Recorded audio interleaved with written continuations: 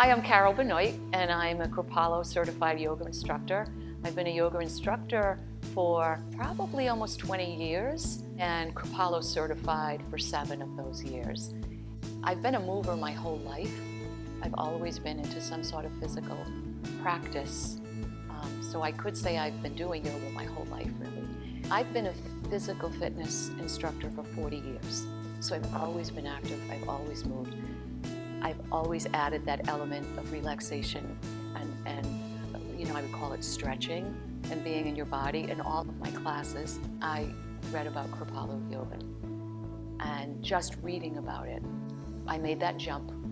And I've always just intrinsically felt the mind-body connection, and that by tuning into your body and moving your body and breathing with your body, that it can really change your state of mind. The word Kripalu means compassion, and to me, it's just the hallmark of what a yoga practice is.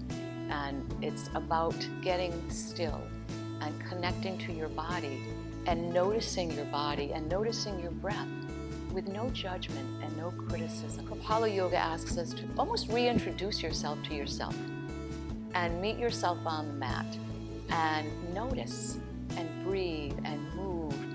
And again, without criticism. The goal is never to form a pose perfectly or create a shape. That isn't what it's all about at all. It's to enjoy the experience of being in the present moment with your breath and your body, and gratitude for that. I am just a guide in front of the group. Everyone is the expert of their body. But I really want people to know that this is their practice. And I'll often say, even though we practice as a group in this setting, this is a beautiful setting, so even though we're practicing as a group, ultimately everyone is doing their own personal practice on their mat.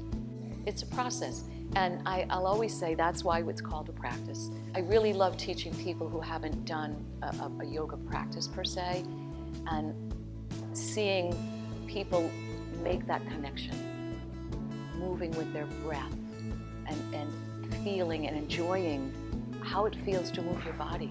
And many times folks will say, oh wow, I had a moment in class, or I'm really much more aware of my breath, or I notice I'm not as reactive as I used to be.